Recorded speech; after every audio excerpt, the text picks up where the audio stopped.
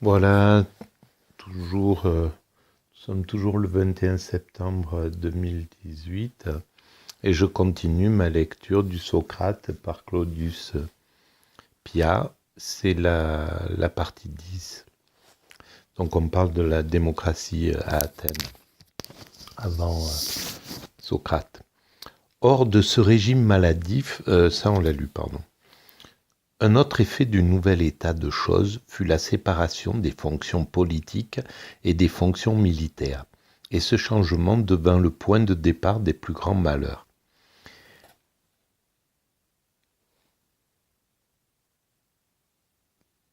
Ça, c'est quand même incroyable, c'est vraiment important, parce que c'est ce qu'on vit actuellement, hein, c'est plus... oui, je veux dire, les hommes politiques actuels, depuis quelques décennies maintenant, n'ont pas fait la guerre, n'ont pas fait leur service pour la plupart, etc. Et, euh, et pourtant, on leur donne la possibilité de déclencher des guerres, sans avoir vécu des guerres. Euh, je pense que là, il y a aussi un problème sur lequel il faudrait réfléchir. Parce que quand on n'a pas connu ce type de malheur, et qu'on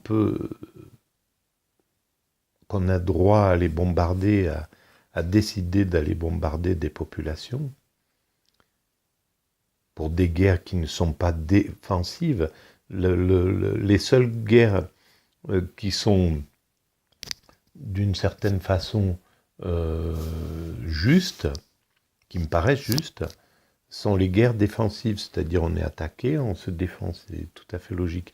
Mais les guerres offensives, même si le système a essayé de, de les imposer en guerre préventive, etc., ça marche pas. Ça serait intéressant de savoir qui a décidé justement que c'était une bonne chose, les guerres préventives.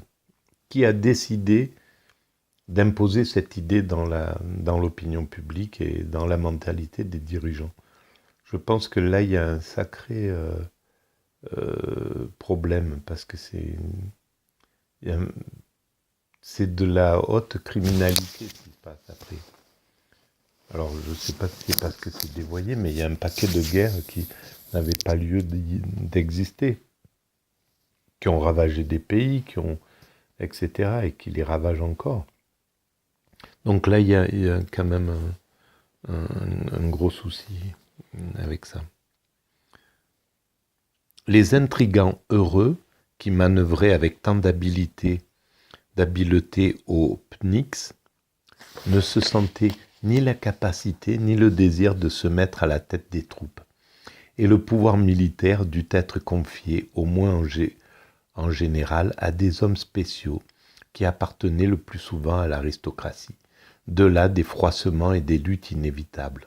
Les démagogues devinrent les ennemis des généraux et profitèrent de leur ascendant personnel, soit pour les accuser eux-mêmes à l'occasion, soit pour donner suite aux accusations qu'une foule impatiente et capricieuse élevait contre eux. Sa vision, elle est quand même vraiment géniale, de Claudius Piat. Il y eut toute une série de procès scandaleux, tels que ceux de Phormion, de Démosthène, de Xénophon, de Sophocle, de Thucydide, d'Eurymédon. Et de telles attaques n'avaient pas seulement l'inconvénient de rabaisser l'armée devant l'opinion, elles étaient pour ceux qui se battaient au loin une cause perpétuelle d'intimidation, un obstacle de tous les jours au déploiement de leur énergie. Là, par la peur, et ça, voilà. Cette politique redoubla l'indignation des nobles. Ils se mirent à conspirer plus fortement que jamais, et ce fut une source nouvelle de lutte intestine. Quelques-uns des membres de l'aristocratie se contentèrent, il est vrai, de renoncer à la vie publique, et d'autres, en plus grand nombre, continuèrent à fréquenter les assemblées, essayant en vain d'y faire entendre le langage de la raison. Mais il y eut le parti des violents, et comme d'habitude, elles prirent une vitalité nouvelle, ces associations secrètes dont l'origine remontait aux guerres médiques, qui s'étaient révélées par des tentatives de trahison au camp de Platée et pendant la bataille de Tanagre. Ça existait déjà, ces associations secrètes. Ça, c'est intéressant. Les francs-maçons de l'époque, bon, voilà, les associations militaires, là. Il se forma des clubs dont les membres s'engageaient par serment à ne ménager ni leur vie ni leur fortune, à ne rejeter aucun moyen, pas même celui de l'appel à l'étranger. C'est incroyablement contemporain tout ça. Toutes les fois qu'il s'agissait de défendre les intérêts communs. Et cette franc-maçonnerie aristocratique, c'est incroyable. Je l'ai pas lu, hein, je le découvre en même temps que vous le lisez. Ne fut pas inefficace. Elle exerça une influence profonde sur tous les événements qui troublèrent la fin du Ve siècle. Ce fut elle, en particulier, qui machina dans l'ombre le coup d'État de 411. Ce fut elle aussi qui fit la révolution de 404, sous les yeux des Spartiates vainqueurs et protecteurs de ces vues. Cette lutte des partis et ces menées secrètes provoquèrent un entrecroisement perpétuel de suspicions et d'accusations. La délation devint de plus en plus à la mode. Et ce mal déjà si grave de sa nature en introduisit un autre comme par la main. On vit apparaître la lèpre des sycophantes. Je ne sais pas ce que c'est. Il s'éleva une classe d'individus dont le métier était de trouver des chefs d'accusation et de traîner leurs concitoyens devant les tribunaux. Ah, eh ben c'est ça, voilà, c'est ce qui se passe aux États-Unis d'une certaine façon. On rentre dans un monde de sycophantes. Ces délateurs ne s'en prenaient pas seulement à ceux qu'ils croyaient coupables. Ils menaçaient les innocents dans l'unique but d'en extorquer de l'argent. Incroyable. Ils pratiquaient ce que nous appelons aujourd'hui du nom de chantage. Ils attaquaient aussi de préférence ceux qui se distinguaient par la naissance, la richesse ou le mérite, car ils tenaient à se faire valoir auprès du peuple comme gardiens vigilants de la Constitution. Or, plus les défauts de celle-ci devenaient apparents, plus les assemblées étaient bruyantes et tumultueuses. Plus le parti modéré se séparait de la foule, plus les gens instruits s'éloignaient des affaires publiques. Et plus le peuple devenait soupçonneux, plus la crainte des trahisons et des menées anticonstitutionnelles devenait générale. On ne voyait partout que complots et conspirations. Certains jeunes gens qui ne jouissaient encore d'aucune notoriété ne s'étaient pas même nés dans l'Attique et n'étaient pas même nés dans l'Attique, firent condamner par les tribunaux du peuple des généraux qui avaient plus d'une fois risqué leur tête pour la patrie et conduit leurs soldats à la victoire. On n'épargna pas même les vétérans des guerres médiques. Le salaire des charges publiques produisit aussi des désordres d'un genre différent qui concoururent avec les autres à la ruine de la cité.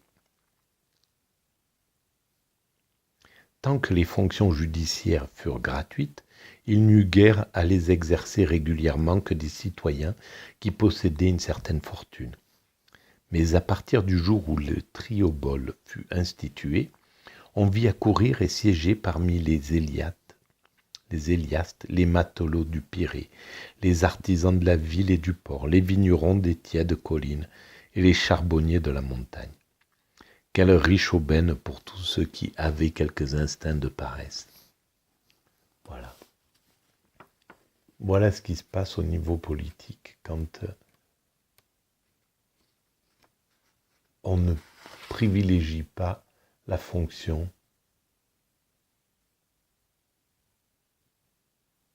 l'éthique de la fonction sur le pécuniaire. Après la séance que l'on faisait le plus courte possible, on se levait pour aller toucher son triobole et l'on pouvait, sans qu'il en coûtât plus, prendre son bain et son repas. Le lendemain devait être également généreux. Il promettait le même bénéfice. L'affluence de la campagne à la ville devint d'autant plus considérable que le territoire de l'Attique était sans cesse ravagé par de nouvelles invasions. Le goût de l'agriculture se perdut peu à peu, et il se forma dans l'intérieur d'Athènes une populace désœuvrée, bavarde, chicaneuse, remuante et crédule à outrance, dont la corruption ne fit que grandir avec le temps, et qu'un habile meneur pouvait toujours asservir à ses vues. Les événements qui se produisirent vers la fin du Ve siècle ne contribuèrent pas seulement à rompre l'ancien équilibre de la vie des champs et de celle de la ville, ils aggravèrent à peu près tous les vices de la constitution athénienne. La peste de 430 et celle de 429, éclatant au milieu de la population de l'Attique, massée dans le Pirée, y fit d'affreux ravages. Les classes qui devaient le servir militairement, le service militaire, perdirent à elles seules 4400 fantassins et 300 cavaliers. Les grandes familles furent frappées au cœur. Nombre d'entre elles, où s'était conservée la sainte influence des anciennes traditions, disparurent totalement. Et le lien qui rattachait encore le présent au passé se trouva presque entièrement rompu. Les personnes d'âge mûr qui échappèrent à la mort restèrent les mêmes, il est vrai, mais autour d'elles surgit une génération dont les pensées et les mœurs furent tout autres. Les jeunes se laissèrent emporter par l'esprit nouveau et tournèrent à la dépravation. Le fléau fit aussi dans les rangs du peuple un nombre effroyable de victimes. Cette perte d'hommes s'ajoutait à celle que la guerre avait déjà causée, et causait encore tous les jours, si bien qu'il parut opportun d'élargir le droit de cité. Périclès, poussé il est vrai par le désir de légitimer le fils qu'il avait eu d'Aspasie, le seul qui lui resta, mais obéissant en même temps à une raison d'intérêt général, demanda et obtint l'abolition de la loi qu'il avait fait voter lui-même, au terme de laquelle les enfants naturels ne pouvaient être citoyens. Et cette réforme, qui paraît aux nécessités du moment, eut des suites très graves. Elle fit pénétrer dans la bourgeoisie des éléments étrangers et jeta le trouble dans les relations de famille. Bon, là, on dirait que notre cher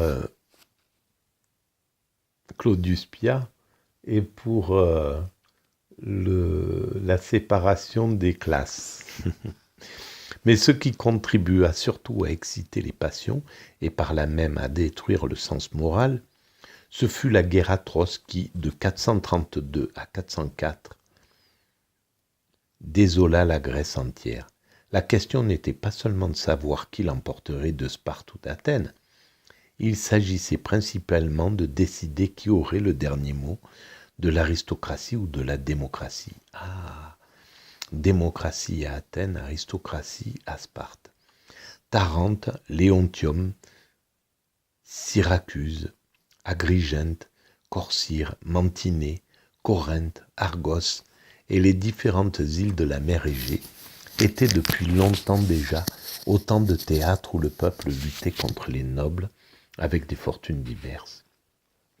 Lorsque la guerre fut déclarée entre Athènes et Sparte, la plupart de ces villes et de ces îles se rangèrent en deux camps, dont l'un prit parti pour la première de ces deux cités, le foyer des idées nouvelles, et l'autre pour la seconde qui représentait les vieilles traditions. Et alors commença une lutte générale et d'une fureur extrême. Au bout d'un certain temps, on ne connut plus ni citoyen, ni père, ni frère, ni ami. Justice, patrie, famille furent autant de choses qui cessèrent d'entrer en ligne de compte.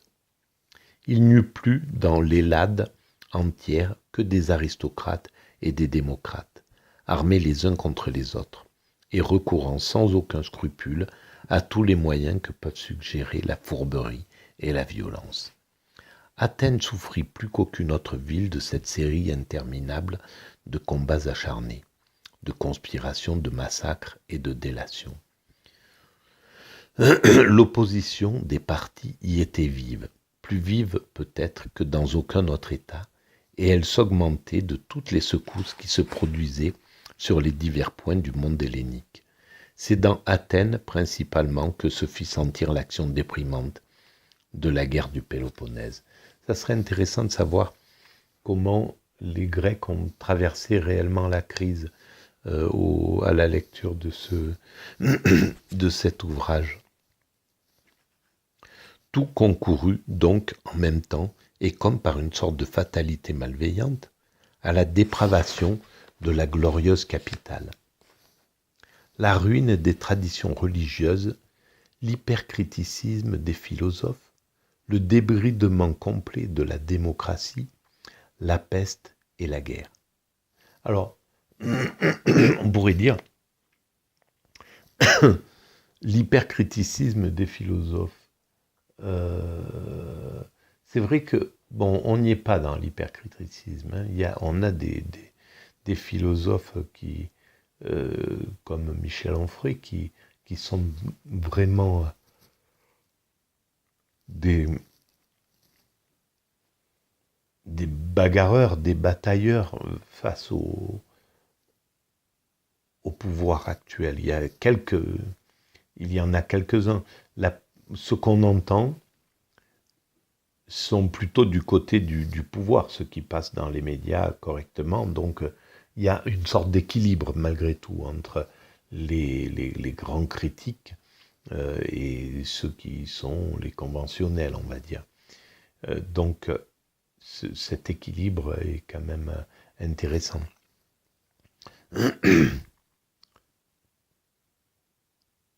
Pour le temps que nous vivons à ce niveau-là. Le sentiment de la justice disparut peu à peu des rapports d'État à État, en plus.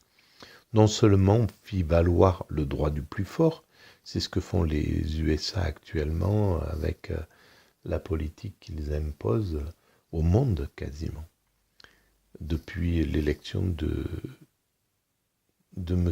Trump. Mais encore, on n'hésita pas à l'ériger ouvertement en principe, c'est ce qui se passe. Comme on le peut voir par le discours que tinrent aux habitants de Mélos les envoyés des généraux athéniens. Ouvrez les guillemets. Nous sommes ici, disait-il, pour l'intérêt de notre gouvernement et le salut de votre ville. Soumettez-vous, la chose n'entraîne point de désavantage. Bien plus, elle sera utile aux deux parties en présence. Votre neutralité ne nous suffit pas, et nous ne redoutons pas votre inimitié.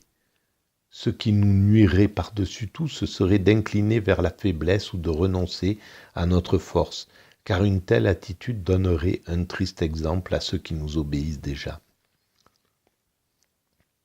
Vous nous objectez le respect des dieux, mais nous ne pensons pas leur déplaire, car nous ne voyons rien dans notre conduite qui puisse offenser en quelque manière que soit les lois divines, soit les décrets humains.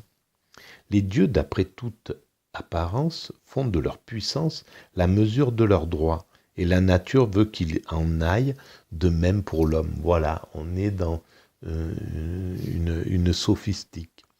Nous ne formulons donc pas une règle nouvelle, nous n'obéissons pas non plus à une convention antérieure. Nous nous contentons d'appliquer la loi qui est et sera toujours bien persuadée que vous aussi et tous les autres en ferez autant dans les mêmes conjonctures. Nous n'agissons donc pas contrairement à la volonté des dieux. Et quant aux Lacédémoniens, dont vous attendez du secours dans votre détresse, nous vous adressons tous nos souhaits, mais nous ne pouvons que prendre en pitié votre naïve confiance. Les Lacédémoniens, les gens de Sparte, il est vrai, respectent la vertu quand il est question des leurs et de leur législation nationale. Mais s'agit-il des autres ? Il serait facile de montrer qu'ils n'ont plus alors qu'une devise. Le bien, c'est le plaisir et le juste, l'utile. La sophistique favorisé par le malheur des temps, avait donc fait son chemin. Ce n'était plus un vain cliquetis, des mots surprenants. Elle avait pénétré dans le domaine du droit international et s'y exerçait sans pudeur. La théorie de Calliclès triomphait dans toute sa brutalité. Voilà. Eh bien, on va s'arrêter là pour ce soir. C'est vraiment une passion. Bon, je crois qu'il faudra une centaine de vidéos pour arriver au bout de l'ouvrage. Voilà. Mes propos sont à prendre quand même avec la plus grande circonspection, parce que c'est des points de vue subjectifs et le point de vue de quelqu'un qui n'a pas fait d'études. J'ai aucun diplôme, j'ai pas fait de cours de philo. C'est une sorte de connaissance autodidacte et surtout d'intuition vraiment personnelle, d'une sorte de logique qui est en moi, qui a toujours que je me souviens toujours de cette logique quand je parlais bien avant. Bon, elle était révoltée, là elle est apaisée, c'est vraiment autre chose. Mais enfin c'est ça. Mais par contre c'est qu'un point de vue, donc voilà, et puis il est certainement injuste par certains côtés. Déjà, le fait de critiquer le système, c'est sous une certaine forme une injustice. Il faut le faire, il faut l'appliquer pour que l'humanité évolue. Mais puisque l'humanité choisit telle voie, choisit d'élire Trump, je sais pas moi, voilà, Macron, Bush, ou quelqu'un d'autre, ou Obama, voilà, à tel moment, c'est qu'elle a ses raisons, et que la raison ignore, bien souvent, que la raison du moment ignore, parce que on le comprend avec le temps, on comprend pourquoi, à ce moment-là, il a fallu qu'il y ait Mitterrand que Mitterrand l'emporte à tel moment, etc. On peut comprendre tout ça avec le recul. Sur l'instant, c'est un peu difficile. Voilà. À la prochaine.